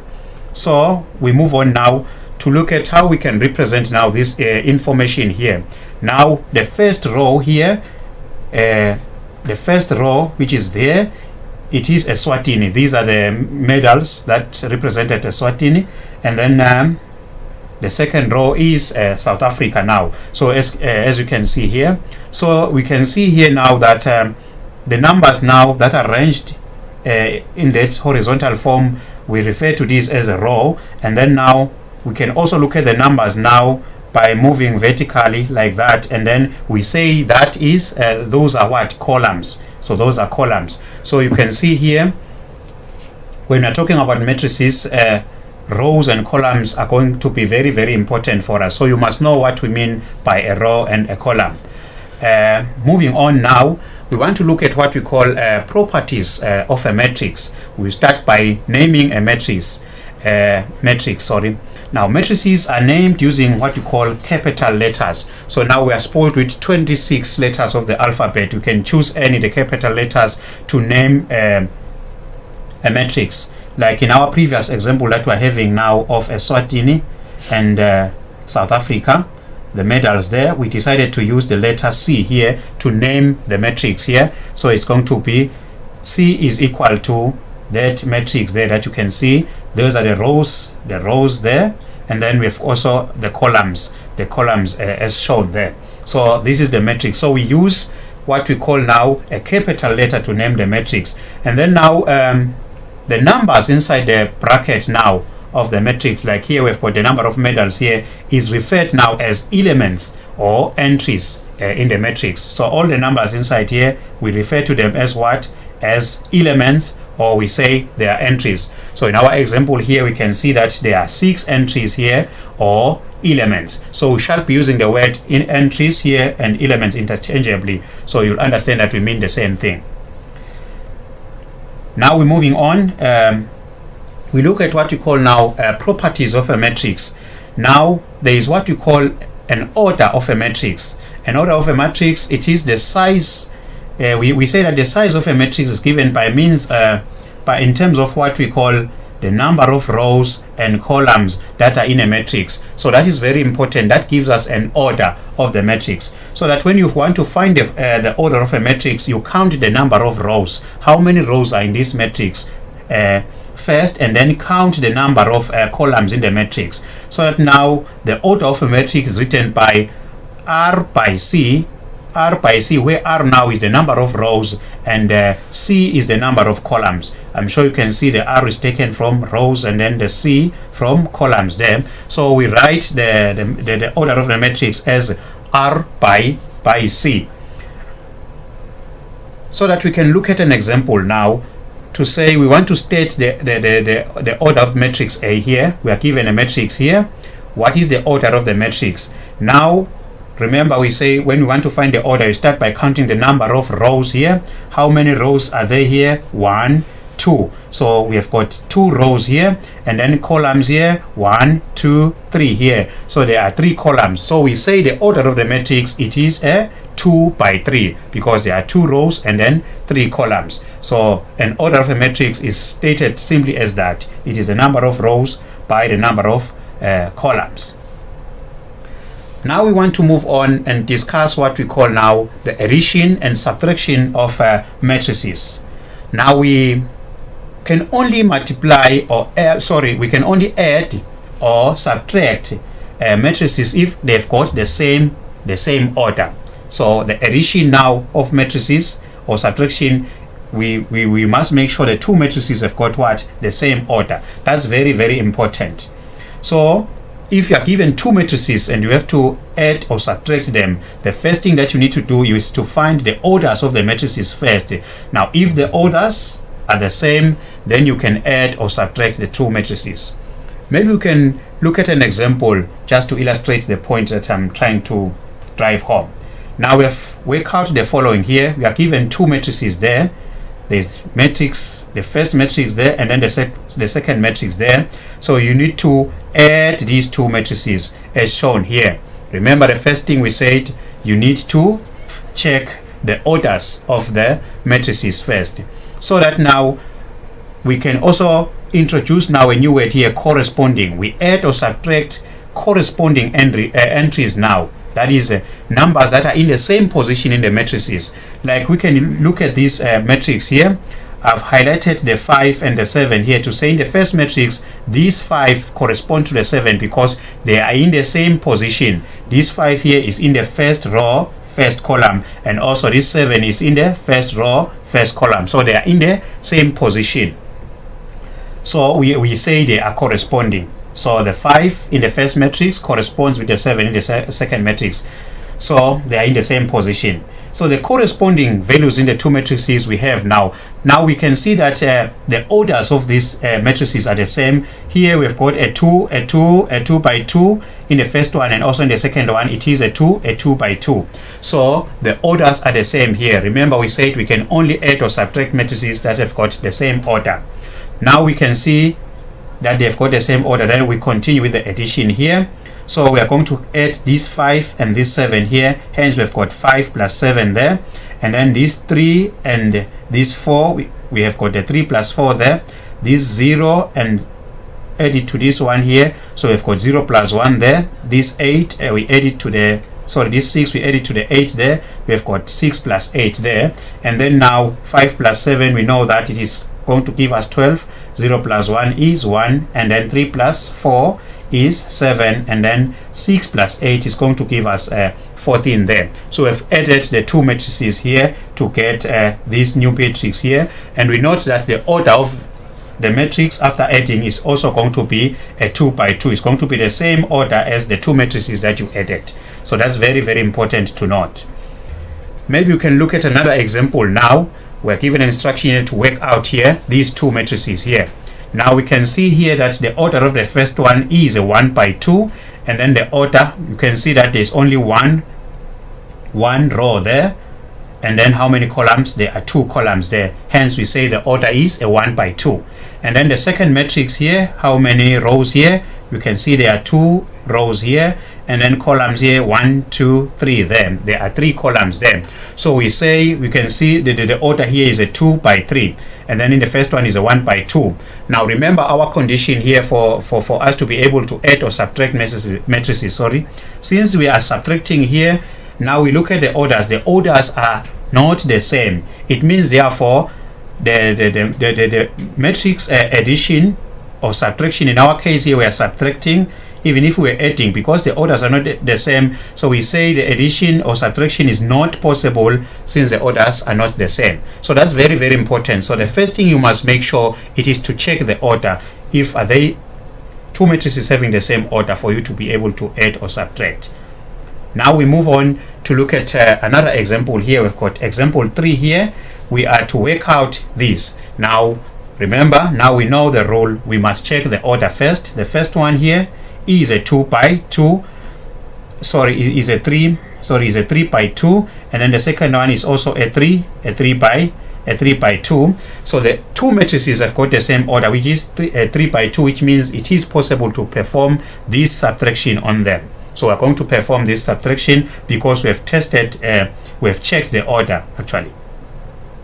And then now looking at our answer here, remember we said now we subtract, in our case here, the entries or the elements that are in the same position here. So 3, we are going to subtract it with, we are going to subtract 2 from 3, so we are going to have that, and then we are going to subtract this one from this 2. We have got 2 minus 1, and then we are going to subtract negative 2 from 1 here, hence we are going to have that, and then 0 minus 0, we are going to have that, and 7 minus negative 1, we're going to have that there, and then 8 minus 6 there. So we are subtracting values that are corresponding in these two matrices. Now I'm sure learners at home will discover that this is also testing them on directed numbers, because 3 minus 2, we know it is going to give us 1, and then 0 minus 0, it is 0. 2 minus 1 is going to give us 1 there, and then 7 minus 1, that's where your directed numbers come in handy. 7 minus 1, you know, it's going to give us positive 8. So I'm sure learners are going to revise their directed numbers to remember that 7 minus 1 is going to give us positive 8, and then 1 minus 2 is going to give us positive 3, and then 8 minus 6 is going to give us the 2 now. That is after we have simplified this part. So that's very, very important. I'm sure with these examples, dear learners at home, you can now be in a position to add or subtract matrices. Now we move on now to what we call multiplying a matrix by a scalar. A scalar is any number. A scalar is a number in front of a matrix. So it can be a fraction, just any number in front of a matrix, we call it a scalar. This number, and we discover that this number multiplies every entry that is inside the matrix. Now we can look at an example. Here is an example here. Remember, we said we name matrices using capital letter, sorry. So we have our capital letter here. Matrix B is equal to that matrix there. So you can see the elements of this matrix. Now you are to find 2B. In our case here, the scalar here is going to be this 2 there, and then for part B, the scalar is that half there, which is so these numbers are multiplying matrix B. Let's see what happens in this case for the part A here. Remember, this is the scalar that we talked about here, the 2, which is multiplying now all the entries in this matrix here. So we can see here we've decided to write the 2 in blue here, just to illustrate the point that this 2 is multiplying all the entries inside the matrix. Sorry. And then now we can see here 2 times 6 is going to give us 12. 2 times 4 is 8. 2 times negative 8 is negative 16, and then 2 times 0 is 0. So the 2 in front of the matrix B is called a scalar, or the number that multiply every element that is inside the matrix, as I have mentioned here. So it's very, very important for learners to know that. We can look at now the part B here, where negative half here, the negative half here is multiplying all the elements in matrix B. So you can see here we have written the negative half in front of the matrix, and then the negative half multiplies all the elements now inside the matrix. So you can see here that negative half times 6 is going to give us negative 3.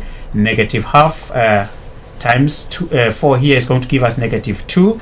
And then negative half times negative 8 here is going to give us positive 8. Again here, you need to remember directed numbers that a positive and a positive are giving us, negative and a negative are giving us a positive. And then negative half times 0 is going to give us 0 there. So these two examples are actually illustrating the point that the scalar in front of the matrices multiplies all the numbers inside. Now, dear learners, it is time for you now. I think we have been following this now all this time. Now it is time for you now to have a kind of an activity. So we have got these matrices here. You are given all these matrices.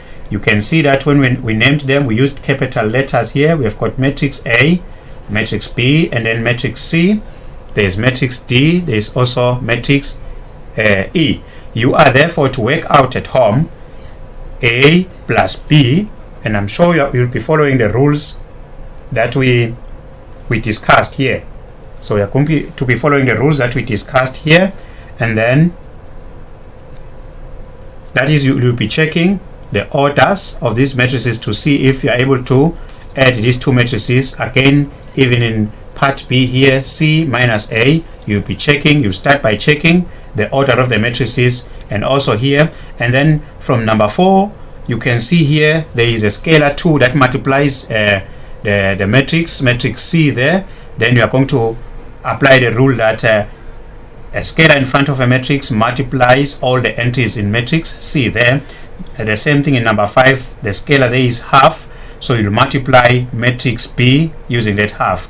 And then number 6 here, now it is stretching you now a little bit there, because it is saying the scalar 2 multiplies the matrix C, and then from there you subtract matrix A. So you need to start by multiplying matrix C by the scalar 2, yes, and then now after that you subtract matrix A. So make sure that you are able to do that correctly. So it's going to be done in more than one step, the number 6 there. So this is the activity that you are expected to do, and I hope you are going to enjoy this activity, because we have explained everything that you need to do in order for you to apply this.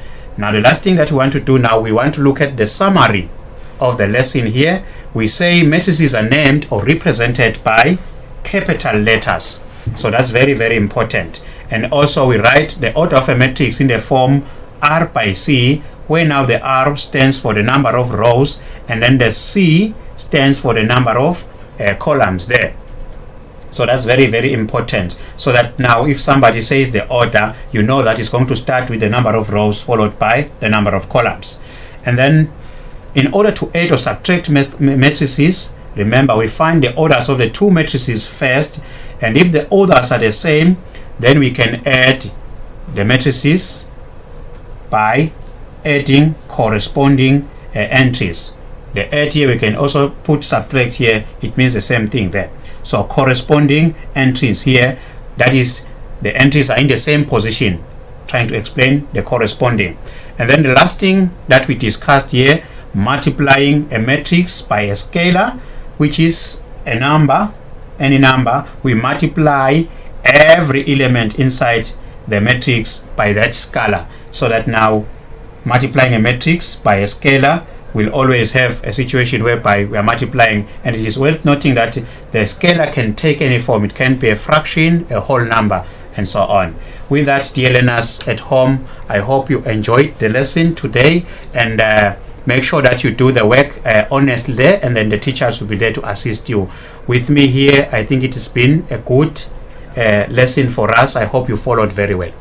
It definitely has. Thank you so much, Tembiso, for that. We're hoping that our Form 1s and our Form 2s actually learned about matrices today, and we're hoping to seeing you again very, very soon. Very, very soon. It will be my pleasure to be here. Thank you so much. All right, Form 4s, please get closer to your screens, because up next is your English language lesson with Futi Mnisi. We will be right back after this.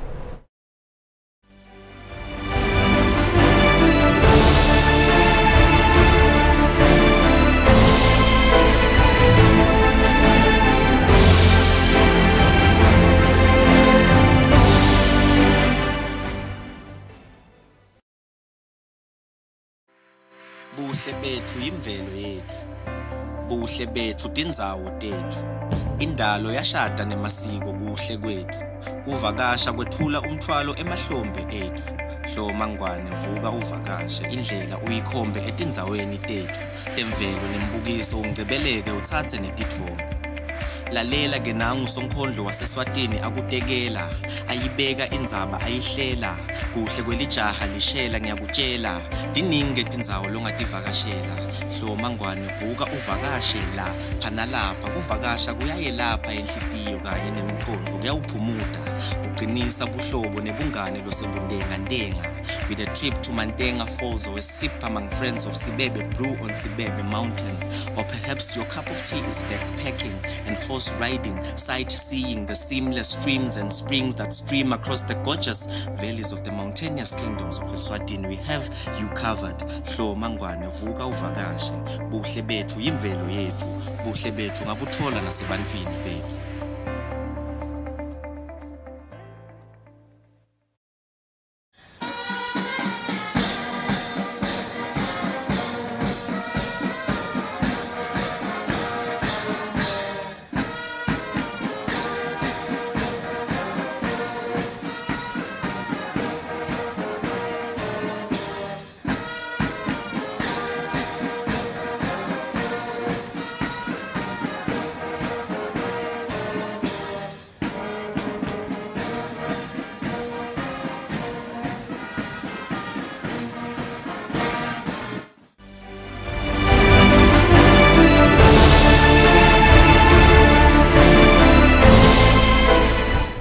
very warm welcome back to Home Study on Eswatini TV. A very good afternoon to you if you have just joined us. My name is Nogwazi Dlamini. Now it's the Form 4's turn to do English language with Futhi Mnisi, who is already with me in the studio. How are you doing this afternoon, Futhi? I'm fine, dear. How are you? I'm doing very well. Thank you very much. Today we're doing reading and writing. Yes. What are you expecting your Form 4s to have learned by the end of the lesson? Okay, because we are doing effective use of punctuation in a text, I'm expecting my Form 4s to be able to list punctuation marks. That's one. They should also be able to describe their role in a text, because what we are trying to do nowadays is that we want to appreciate a text holistically. So they shouldn't just look at a punctuation and say, oh, it's just a mark, but what is the effect that it has in a text? And also we'll be able to punctuate a passage. The last objective, which is explain effect of certain punctuation, is actually based on the text that we are going to be punctuation this afternoon. Okay, it does sound like a very interesting lesson is going to be Form 4s. I hope that you are ready with your notepads and your pens. You are ready for your lesson. Thank you so much, Futhi. You may please begin with your lesson. Thank you so much, my dear.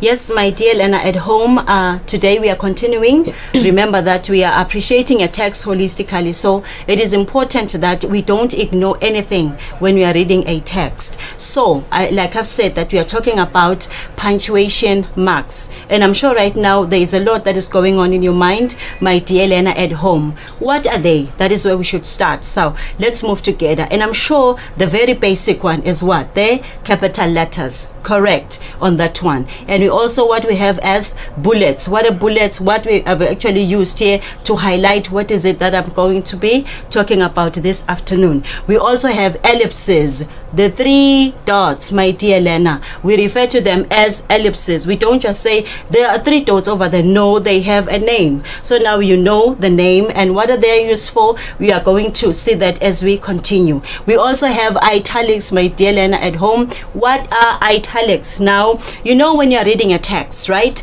And then there is this kind of like strange font of some sort within the text. So what we are saying is we must also pay particular attention on that one, because the writer usually is communicating something, is saying, hey, can you just focus on this, because it is important, it is going to enhance your understanding. We also have commas, my dear Lena, pardon the typo over there. Now you know commas as usual, and we also have what you call colon and then semicolon. We also have question marks as you know them, and exclamation marks as you know them, also quotation marks, my dear Lena, parentheses, otherwise known as what? Some they call them brackets. Okay, so it's either they are brackets or they are parentheses, whichever way that you want to refer to them. We also have a hyphen, my dear Lena. Now a dash, most of the time both, it's just, you know, the hyphen is smaller than the dash, but the dash is just a little bit what? Longer than a hyphen. So we will see, as much as our text is not going to bring out all these punctuation devices, my dear Lena, at home, but what is going to happen is today you will know that when you're reading a text, all of these, they have names and they make writing, actually the text, even more understandable when we look at them. So, what is their role? You may be asking yourself, why is Magasitole talking about punctuation in the whole world? Wasn't there anything interesting? It is actually interesting, my Lena, at home, and you're about to find out. So, what is their role in a text? What is their importance in a text? What is their purpose in a text? Now, first of all, they make the written text easier to read and understand. Okay, easier to read and understand. That is the basic, my dear Lena, at home. They also help readers as we are reading. We are the audience for everything that we are reading, so we are being helped to follow the structure and organization of sentences to make meaning clearer. So meaning, yes, is clear, but now we are saying with this particular tool, the writer is saying it's going to be even more clearer. Remember, who is the reader? It is you and I. Whenever we read a text, we are referred to as the audience. So we need to follow the structure, my dear learner, and organization of sentences. We talked some time ago about sentence variation, okay? The simple sentence, the complex, the compound. So when we go through these sentences, and then our understanding of a text becomes actually clearer. What is the writer trying to say? Now, let's go through the last one. They also aid, as in they help writers achieve particular effects, my dear learner. The reading and writing this time around is all about appreciating writers' effects. That is why Magestole has been coming right before you and talking to you about the importance of purpose, the importance of language, the importance of so many things in a text. So there is an effect which has to be achieved by the writer by the end of reading that particular text, my dear learner. For example, you are reading something. What do you feel or what do you think about that particular situation or situations? So it is important that through punctuation, there is a feeling which is going to be evoked. So today we know, my dear learner, it's not just about metaphors, it's not just about personification, it's not just about sounds, the onomatopoeia, alliteration, the list is endless. It's not just about idioms per se, which are making a text interesting for us. But today we are also want to kind of like stamp the importance also of punctuation in a text. So you have seen their role. From today onwards, my dear, I wanted to pay particular attention when you read something. Don't just read for the sake of reading. We are just going to just kind of like skim through, especially the types of the punctuation device, probably in detail now. Now, definitely we started with the capital letters, and you know by now I don't need to know